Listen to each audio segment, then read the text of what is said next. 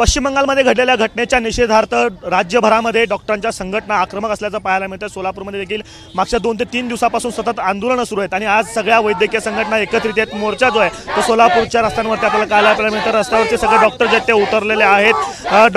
विशेष म्हणजे या आंदोलनामध्ये आज प्राध्यापक देखील सहभागी झालेले आहेत। प्राध्यापक संघटनेचे डॉक्टर मस्के सर आपल्यासोबत आहेत। मस्के सर, खरं तर कालपर्यंत विद्यार्थी होते, आज प्राध्यापक देखील आंदोलनामध्ये सहभागी झालेत। रस्त्यावरती खरं तर तुम्ही उतरलेलात, काय भूमिका?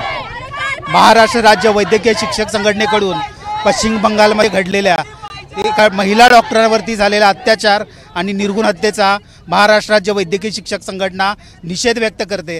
आपण भारतासारख्या लोकशाही देशात राहत असताना, भारताचा 78वा स्वातंत्र्य दिन आपण साजरा करीत असताना ही एक निंदनीय आणि माणुसकीला काळीमा फासणारी घटना भारतामध्ये घडते। याचा जितका निषेध करावा तितकं कमी आहे। फक्त डॉक्टरच नाही तर भारतातल्या सर्व महिला या असुरक्षित आहेत।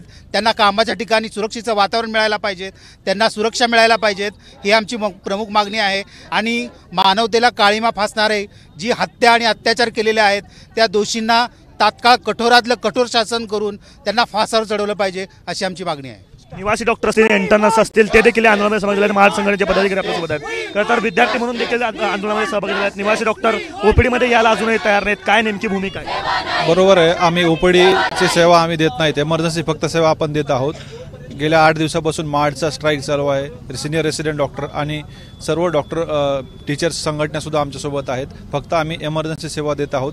जोपर्यंत पीडितेला न्याय मिळत नाही तोपर्यंत सर्व डॉक्टर संघटनेचा संप असा चालू राहील। जोपर्यंत न्याय मिळत नाही तोपर्यंत असा संप सुरू अशी भूमिका जी आहे ते डॉक्टरांच्या वेगवेगळ्या संघटनांनी घेतली जाते।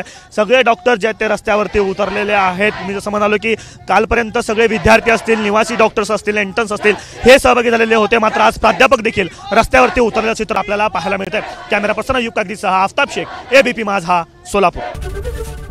एबीपी माझा, उघडा डोळे बघा नीट।